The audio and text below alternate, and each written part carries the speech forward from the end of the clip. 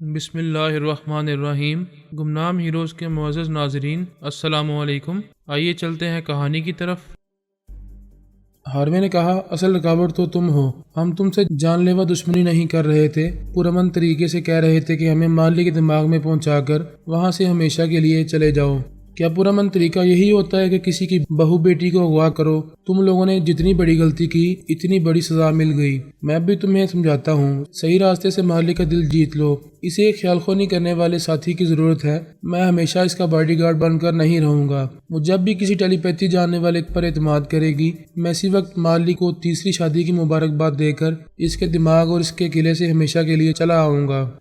میں ان کے اعلی کار کے دماغ سے چلا آیا، مجھے اس معاملے میں زیادہ الجھنے کی ضرورت نہیں تھی۔ سونیا نے ان سب کو شادی کی آفر کر کے انہیں الجھا دیا تھا۔ وہ خوب سمجھتی ہے کہ بھونکنے اور کاٹنے والے کتوں کو کس طرح آپس میں لڑایا جاتا ہے۔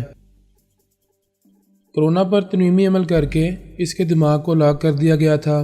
انہیں شبہ تھا کہ کرونا نے جس نیم پاگل کو اپنا شوہر بنا رکھا تھا وہ شخص پراسرار ہے۔ کرونا کے جال میں پھنسنے سے پہلے وہ اسے چھوڑ کر چلا گیا ہے، آئندہ وہ ضرور کچھ کرنے والا ہے۔ انہوں نے کرونا کو اپنی معمولہ بنا لیا تھا اور اپنے اطمینان کے لیے باری باری اس کے دماغ میں موجود رہنے لگے تھے۔ اسے وہاں سے ماسکو لے جا رہے تھے۔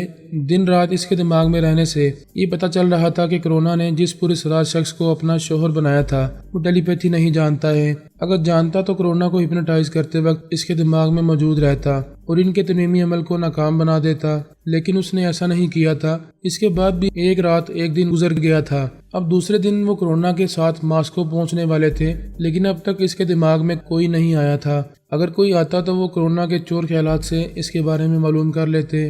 جس مخصوص آواز اور لہجے کے ذریعے اس کے دماغ کو لاک کیا گیا تھا، پارس نے اس آواز و لہجے کو ذہن نشین کر لیا تھا۔ کبھی ضرورت کے وقت اس کے اندر خاموشی سے جا سکتا تھا اور اس کے ذریعے تیجپال اور اس کے ساتھیوں کے بارے میں بہت کچھ معلوم کر سکتا تھا۔ اس کی معلومات کا دوسرا ذریعہ جوزوفسکی تھا۔ وہ اسے بہت پہلے ہی اپنا معمول بنا چکا تھا۔ 3 دن گزرنے کے بعد تیجپال بھی مطمئن ہو گیا تھا کہ کرونا کو پوری طرح اپنے زیر اثر کر لیا گیا ہے اور اس کے دماغ کو لاک کر دیا گیا ہے۔ آئندہ کوئی اس کے اندر نہیں آ سکے گا اور نہ ان کی مصروفیات کے بارے میں کچھ معلوم کر سکے گا۔ تیجپال نے ہر طرف سے مطمئن ہو کر کہا، اب مجھے اطمینان ہے، تم لوگ چاہو تو میں مشین سے گزر کر تمہاری طرح ٹیلی پیتھی کا علم حاصل کر لوں گا۔ بیزون، مائک مورو اور جوزوفسکی سبھی دل سے یہ چاہتے تھے کہ تیجپال بھی ٹیلی پیتھی سیکھ لے۔ انہوں نے اس سلسلے میں کئی بار اسے کہا تھا، لیکن وہ جانے انجانے دشمنوں کی طرف سے مطمئن نہیں تھا۔ خاص طور پر کرونا نے بڑی رابرٹ کے دماغ میں زلزلے پیدا کر کے بڑے مسائل پیدا کر دیے تھے۔ اب وہ مسائل نہیں رہے تھے، کرونا کو شکنجے میں کس لیا گیا تھا اور بڑی رابرٹ اس کے دماغ کو بھی لاک کر کے اسے دشمنوں سے بچا لیا گیا تھا۔ ہر طرف سے اطمینان حاصل کرنے کے بعد تیجپال راضی ہو گیا۔ اس کے تمام ٹیلی پیتھی جاننے والے ساتھیوں نے اپنی نگرانی میں اسے اس مشین سے گزارا۔ بالآخر اس نے ٹیلی پیتھی سیکھ لی۔ انسان اپنے طور پر موت اور مصائب سے بچتے رہنے کی ہر ممکن کوششیں کرتا رہتا ہے، قدم قدم پر محتاط رہتا ہے، پھر بھی کسی نہ کسی راستے سے مصیبتیں آتی ہی رہتی ہیں۔ تیجپال ہر پہلو سے محتاط رہا تھا، اس کے باوجود یہ نہیں جانتا تھا کہ پارس کرونا اور جوزوفسکی کے دماغوں میں آتا رہتا ہے۔ جب اسے مشین سے گزارا جا رہا تھا تب وہ جوزوفسکی کے اندر موجود تھا۔ مشین سے گزرنے کے بعد جب اس پر تنویمی عمل کر کے اس کے دماغ کو لاک کیا جا رہا تھا تب بھی پارس موجود تھا۔ جس مخصوص آواز و لہجے سے اس کے دماغ کو لاک کیا گیا تھا، پارس نے بھی اس آواز و لہجے کو ذہن نشین کر لیا تھا۔ اس کی جگہ کوئی اور دشمن ہوتا تو اب تک تیجپال اور جوزوفسکی کے دماغوں میں رہ کر روس میں ان کا اقتدار ان سے چھین لیتا، تیجپال کی پوری ٹیم کو اپنا غلام بنا لیتا، لیکن مجھے اور میرے بیٹے کو ایسا کرنے کی ضرورت نہیں پڑتی۔ ہم دشمنوں کے اندر اس لیے سرنگ بناتے ہیں کہ ان کے اندر کی سازشوں سے واقف ہوتے رہیں۔ جب تک وہ ہمیں نقصان نہیں پہنچاتے تب تک ہم کبھی ان سے نہ ان کا اقتدار چھینتے ہیں نہ ہی انہیں کسی طرح کا نقصان پہنچاتے ہیں۔ تیجپال کے ٹیلی پیتھی سیکھنے کی خوشی میں اس رات جشن منایا گیا۔ روس کے اکابرین، اعلیٰ عہدیدار اور فوجی افسران اس جشن میں شریک ہوئے۔ اس طویل عرصے میں تیجپال کے تمام ٹیلی پیتھی جاننے والوں نے روس کے اکثر اکابرین، فوج کے تمام اعلیٰ افسران کو اور اہم عہدیداروں کو اپنا معمول بنا لیا تھا۔ وہاں ناشکانے اور کھانے پینے کی تقریب میں کرونا بھی آئی تھی۔ اس کے دماغ میں یہ بات نقش کی گئی تھی کہ وہ تیج پال کی ٹیم میں ایک اہم ٹیلی پیتھی جاننے والی ہے اور ہمیشہ ان کی وفادار رہے گی۔ تیج پال نے پہلی بار کرونا کو اس تقریب میں دیکھا۔ اس سے کرونا کا تعارف کرایا گیا۔ وہ جوان، خوبصورت اور انتہائی پرکشش تھی۔ تیج پال کے سینے میں جیسے دل نہیں پتھر تھا۔ وہ کبھی کسی حسین عورت سے متاثر نہیں ہوتا تھا، کبھی کسی سے دوستی نہیں کرتا تھا۔ وہ 45 برس کا کنوارا تھا۔ کرونا کو دیکھ کر پہلی بار اس کے دل کی دھڑکنیں کچھ تیز ہو گئیں۔ وہ کوئی غیر معمولی حسینہ نہیں تھی، لیکن عمر کے کسی نہ کسی حصے میں دل کسی نہ کسی سے متاثر ضرور ہوتا ہے۔ وہ بھی بے اختیار متاثر ہو گیا تھا۔ بڑے ہال میں بال روم ڈانس ہو رہا تھا۔ تیج پال نے اس سے پوچھا، کیا میرے ساتھ رقص کرو گی؟ وہ مسکراتے ہوئے اس کے بازو میں آ کر اس کے ساتھ رقص کرنے لگی۔ زندگی میں پہلی بار ایک شاداب اور زرخیز بدن اس کے بازو میں آیا تھا اور اس کے بدن سے لگ رہا تھا وہ سحرزدہ ہونے لگا۔ اس نے کہا، میں تمہارے بارے میں بہت کچھ جانتا ہوں، مگر یہ نہیں جانتا کہ تمہاری زندگی میں کوئی خوبرو جوان آیا ہے یا نہیں۔ وہ مسکرا کر بولی، یہ جاننا کیا مشکل ہے، ٹیلی پیتھی جانتے ہو، میرے چور خیالات پڑھ کر بہت کچھ معلوم کر سکتے ہو۔ ویسے ایک بات کہہ دوں، مجھے نوجوان اچھے نہیں لگتے، وہ ناتجربے کار ہوتے ہیں، زندگی سلیقے سے گزارنا نہیں جانتے۔ تمہارے جیسے عمر رسیدہ کنوارے اپنے خیالات سے جنگ کرتے کرتے فولاد بن جاتے ہیں۔ مجھے فولادی مرد پسند ہیں۔ میرے بارے میں تمہارا کیا خیال ہے؟ وہ بڑی ادا سے ہنستے ہوئے بولی، نیک خیال ہے۔ اگر تم سنجیدگی سے مجھے پرپوز کرو گے تو میں تم سے صاف اور سیدھی بات کروں گی۔ تم میرے دل کی بات کہہ رہی ہو۔ میں صاف اور سیدھی بات کرنے والی لڑکی کو اپنی لائف پارٹنر بنانا چاہتا ہوں۔ Are you sure؟ Yes I am۔ تم ہمیشہ سچ بولتی رہو گی تو مجھے ہمیشہ جیت لیا کرو گی۔ میری زندگی میں ایک نیم پاگل جوان آیا تھا۔ وہ کچھ عجیب و غریب قسم کا تھا۔ اس نے کئی بار برے وقتوں میں میری مدد کی تھی۔ میں اسے متاثر ہو گئی تھی۔ میں نے اس کے ساتھ چند راتیں گزاری ہیں۔ تیج پال یہ ساری باتیں جانتا تھا۔ اس نے جان بن کر پوچھا، اب وہ جوان کہاں ہے؟ God knows where. وہ اچانک میری زندگی میں آیا تھا، پھر اچانک ہی کہیں گم ہو گیا ہے۔ مجھے یاد ہے کہ وہ آخری بار میرے ساتھ ٹرین میں سفر کر رہا تھا۔ اچانک میری طبیعت خراب ہو گئی تھی، پھر مجھے کچھ ہوش نہیں رہا۔ جب ہوش آیا تو تمہارے ساتھی اسپتال میں میرا علاج کرا رہے تھے۔ اب میں ان کے ساتھ یہاں آ گئی ہوں۔ وہ یہ سب کہنے کے بعد پریشانی سے پارس کے متعلق سوچنے لگی۔ وہ کون تھا؟ اچانک کہاں چلا گیا؟ میں یہاں کیسے آ گئی ہوں؟ شروع سے میرا ارادہ یہی تھا کہ میں روس جاؤں گی اور وہاں ایک نمایاں مقام حاصل کروں گی۔ میری یہ خواہش پوری ہو رہی ہے، مگر وہ بہروپیہ کہاں گم ہو گیا ہے؟ تیج پال نے مسکرا کر کہا، تم خیالات کی روانی میں بھول رہی ہو کہ میں خیال خونی جانتا ہوں۔ وہ چونک کر بولی، او سوری، میں خیالوں میں کھو گئی تھی۔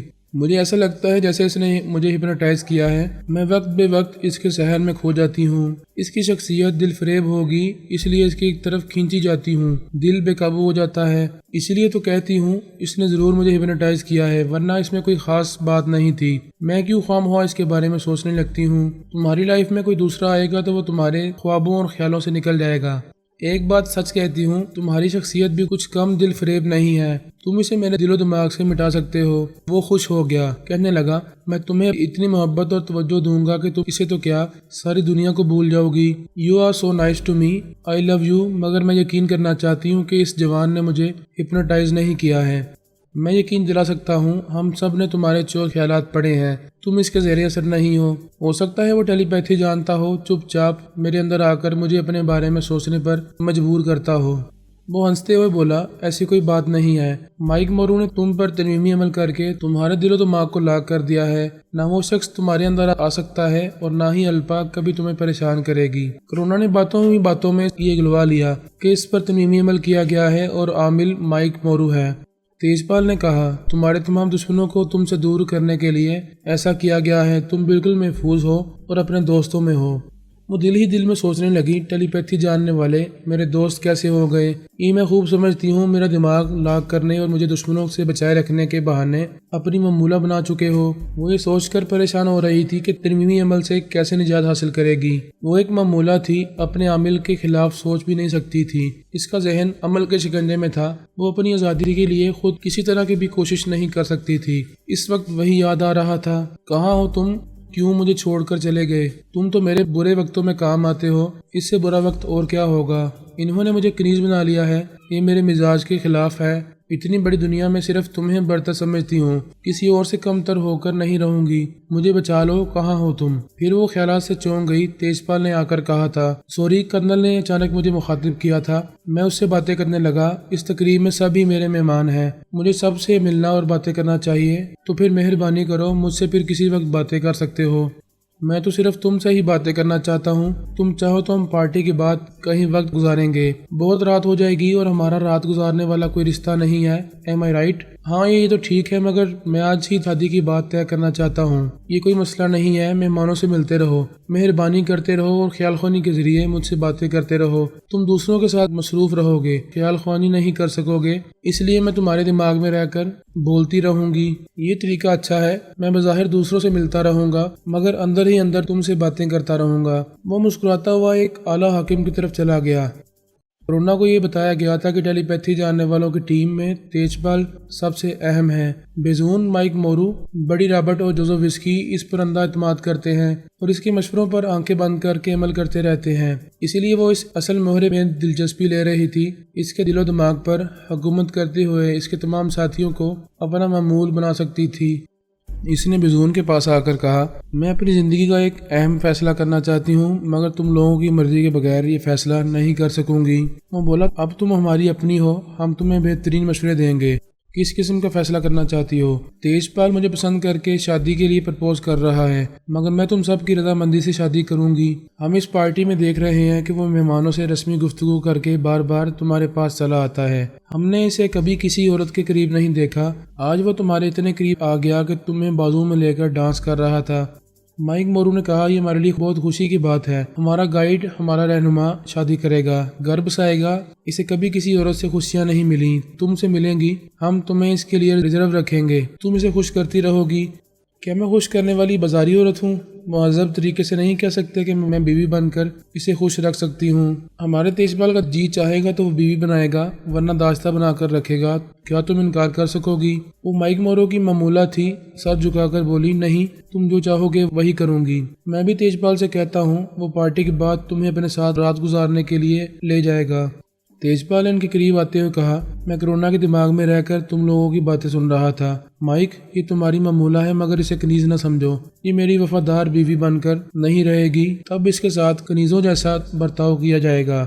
مائک نے کہا، پال، اس سے وفا کی امید نہ رکھو، یہ خوبصورت ناگن ہے، اس نے الپا جیسی مکار عورت کو فریب دیا ہے، ہمارے بڑی رابرٹ کے دماغ میں زلزلے پیدا کیے، اگر ہم بر وقت اسے طبی امداد نہ پہنچاتے تو وہ دماغی مریض بن جاتا، اس مکار عورت کی ہسٹری ہمارے سامنے ہے، ہم اسے تمہاری داشتہ بنا کر رکھیں گے۔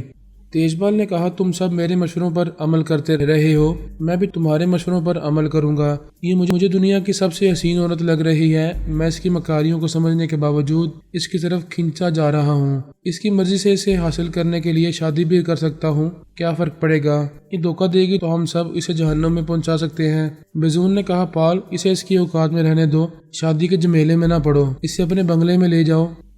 بیزون کی بیوی مونوریٹا نے کہا، تمہیں شرم نہیں آتی؟ میرے سامنے ایک عورت کو شادی کے بغیر بنگلے میں لے جانے کا مشورہ دے رہے ہو؟ تیج پال، ان کی باتوں میں نہ آؤ، پہلے اس سے شادی کرو۔ پارس مونوریٹا کے دماغ میں گھسا ہوا تھا، وہ اس کی مرضی کے مطابق کرونا کی حمایت میں بول کر اسے اس رات تیج پال سے دور رکھنا چاہتی تھی۔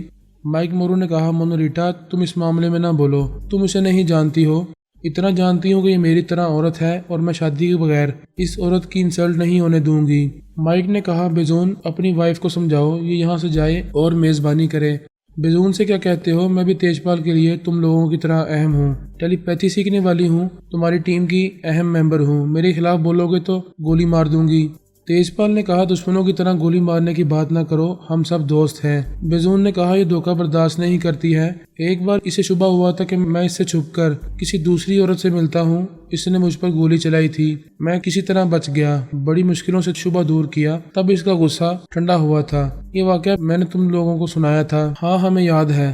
میں مونوریٹا کو سمجھاتا ہوں، دماغ ٹھنڈا رکھے، میں پہلے کرونا سے شادی کروں گا، یہ آج رات تمہارے ساتھ رہے گی، کل میں اس سے شادی کروں گا، اب تو خوش ہو مونوریٹا؟ وہ خوش ہو کر بولی، تیج پال، ہم برسوں سے تمہاری ذہانت کو تسلیم کرتے آ رہے ہیں، تم نے اپنی ذہانت سے یہ جھگڑا ختم کر دیا ہے، ورنہ میں… اس نے بات ادھوری چھوڑ کر مائک مورو کو ناگواری سے دیکھا۔ وہ سب مہمانوں کی طرف چلے گئے۔ منوریٹا نے پارس کی مرضی کے مطابق مائک کے قریب سے گزرتے ہوئے دھیمی آواز میں کہا، کتا بارکنگ ڈاگ۔ وہ کرونا کے ساتھ باتیں کرتے ہوئے چلی گئی۔ وہ غصے سے پیچھے آتے ہوئے بولا، تم نے مجھے ڈاگ کہا ہے؟ وہ بولی، تمہارے کان بج رہے ہیں، میں نے کچھ نہیں کہا ہے، کانوں میں تیل ڈالا کرو۔ پھر وہ کرونا سے بولی، تم فکر نہ کرو، بھونکنے والے کتے کاٹتے نہیں ہیں، میں تمہارے ساتھ ہوں۔ وہ سامنے آ کر بولا، یہ ابھی تم کتا کسے کہہ رہی ہو کہ یہاں کوئی بھونک رہا ہے؟ میں کرونا کو کتوں کی مثال دے رہی ہوں، تم آدمی ہو کر کیوں بھونک رہے ہو؟ تم کرونا کو ذلیل کرنا چاہتے ہو، اسے تیجپال کی بیوی نہیں داشتہ بنانا چاہتے ہو، اس کے بعد تم بھی بہتی گنگا میں ہاتھ دھونا چاہتے ہو، مگر میں ایسا نہیں ہونے دوں گی، ایسا ہوا تو تمہیں گولی مار دوں گی۔ تیجپال خیال خونی کے ذریعے یہ باتیں سن رہا تھا۔ اس نے بیزون سے کہا، تمہاری وائف غصے کی بہت تیز ہے، عورتوں کے معاملے میں بے عزتی برداشت نہیں کرتی ہے۔ میں نے کہہ دیا ہے کہ کرونا سے شادی کروں گا، پھر بھی وہ مائک کے پیچھے پڑی ہوئی ہے، ابھی اسے چیلنج کر رہی ہے۔ میں اپنی وائف کو اچھی طرح جانتا ہوں، مائک نے پھر کسی بات پر اسے غصہ دلایا ہوگا، وہ خواہ مخواہ نہیں لڑتی ہے۔ یہ بیان کیا جا چکا ہے کہ کرونا کا باپ ایک اسرائیلی جاسوس تھا۔ اس نے ایک روسی جاسوسہ سے شادی کی تھی جس نے کرونا کو جنم دیا تھا۔ اس کے جاسوس باپ جان کا خیال تھا کہ وہ روسی جاسوسہ کو اپنے خیالات میں ڈال کر اسے روس کے خلاف کام کرنے پر آمادہ کر لے گا، لیکن جاسوسہ نے اسے اپنے شہر میں جکڑ لیا تھا۔ وہ اس کے ساتھ ایک اہم راز سراغ کر روس گئی تو چوری کا بید کھل گیا۔ جان ایک مجرم بن گیا۔ اسرائیل واپس جاتا تو اسے گولی مار دی جاتی، اس لیے وہ روس میں ہی رہ گیا، وہاں کی انٹیلیجنس کا ایک اعلیٰ افسر بن گیا۔ اس کی بیٹی کرونا ماں باپ سے دور اسرائیل کے سرکاری ادارے میں پرورش پاتی رہی تھی۔ وہ بہت ہی ذہین اور حاضر دماغ تھی۔ اس کی ذہانت کے پیش نظر اسے آرمی انٹیلیجنس ٹریننگ سینٹر میں داخل کیا گیا تو وہاں وہ نمایاں کامیابیاں حاصل کرتی رہی۔ الپا نے اسے ٹیلی پیتھی سکھائی۔ وہ اسے دھوکہ دے کر اسرائیل سے فرار ہو گئی۔ وہ بڑے بڑے خواب دیکھتی تھی اور خوابوں کی تعبیر کے لیے بھرپور جدوجہد کرتی تھی۔ اسی جدوجہد کے نتیجے میں ماسکو پہنچی ہوئی تھی۔ 20 برس کے عرصے میں اس کا باپ جان آرمی انٹیلیجنس کا ڈائریکٹر جنرل بن گیا تھا۔ اس کی ماں بھی اس شعبے میں ایک اعلیٰ عہدیدار تھی۔ تیجپال نے اس تقریب میں تمام روسی کابرین کو مخاطب کرتے ہوئے کہا، میں نے ٹیلی پیتھی کا علم حاصل کرنے کی خوشی میں آپ حضرات کے شایان شان یہ پارٹی دی ہے۔ یہاں میرے مہمانوں میں مسٹر جان ہیں جو کبھی اسرائیلی انٹیلیجنس میں تھے، مسز جان بھی موجود ہیں۔ یہ دونوں اپنی ایک بیٹی کو اسرائیل میں چھوڑ آئے تھے۔ وہ بیٹی جوان ہو چکی ہے۔ اس کا یہ ریکارڈ یہاں موجود ہے کہ اس نے وہاں آرمی انٹیلیجنس میں کتنی نمایاں کامیابیاں حاصل کی ہیں اور ٹیلی پیتھی کا علم بھی حاصل کیا ہے۔ میں آپ سب اور خصوصاً مسٹر اور مسز جان کو یہ خوشخبری سناتا ہوں کہ وہ بیٹی روس میں اپنی خدمات انجام دینے کے لیے یہاں آ گئی ہے۔ مسز جان نے خوش ہو کر بے چینی سے پوچھا، میری بیٹی یہاں آ گئی ہے؟ کہاں ہے مسٹر پال، وہ کہاں ہے؟ تیجپال نے کرونا کو اسٹیج پر بلایا، اس کا مزید تعارف کرانے لگا۔ سب لوگ تالیاں بجانے لگے۔ ماں باپ نے آ کر اسے پیار کیا، گلے سے لگایا۔ وہ گلے لگ کر دھیمی آواز میں بولی، میں ایسے ماں باپ سے نفرت کرتی ہوں جو مجھے بیار و مددگار وہاں چھوڑ آئے تھے۔ اپنی صفائی میں کچھ نہ کہنا، میں نادان بچی نہیں ہوں۔ ماں باپ کے خوشی سے کھلے ہوئے چہرے مرجھا گئے۔ ماں نے کہا، بیٹی نفرت کرو مگر ہمارے ساتھ رہو، میں تمہیں دیکھ کر جیتی رہوں گی۔ باپ نے کہا، تم ناراض رہو مگر ہماری توہین نہ کرو، ساتھ رہو گی تو رفتہ رفتہ ناراضگی دور ہو جائے گی۔ اس کا باپ انٹیلیجنس کا ڈی جی تھا، وہ اس کے ذریعے بھی وہاں کے اہم اداروں میں گھس سکتی تھی۔ اس نے کہا، تم لوگوں نے والدین کا فرض ادا نہیں کیا، میں بیٹی کا فرض ادا کروں گی، تمہارے ساتھ رہا کروں گی۔ اس تقریب کے اختتام پر تیجپال نے اس کے والدین سے کہا، برسوں سے بچھڑی ہوئی بیٹی آپ کو مل گئی ہے، اچھا ہے یہ آپ کے ساتھ رہے گی، لیکن یہ بتا دوں کہ میں کل اس سے شادی کرنے والا ہوں، امید ہے آپ کو اعتراض نہیں ہوگا۔ ماں باپ نے خوش ہو کر کہا، یہ ہماری بیٹی کی خوش قسمتی ہے، تم نے یہاں مشین تیار کی ہے، اسی ملک میں ٹیلی پیتھی جاننے والے پیدا کر رہے ہو، تم اس ملک کے بے تاج بادشاہ ہو، ہماری بیٹی یہاں حکومت کرے گی۔ ماں نے کہا، مجھے تو خوشی سے نیند نہیں آئے گی، اس شادی کا باقاعدہ اعلان ہونا چاہیے۔ پال نے کہا، میں اور میرے ساتھی خیال خوانی کے ذریعے تمام اکابرین کو یہ خوشخبری سنائیں گے، کل ہماری شادی میں سب ہی شریک ہونے آئیں گے۔ اچھا، شب بخیر۔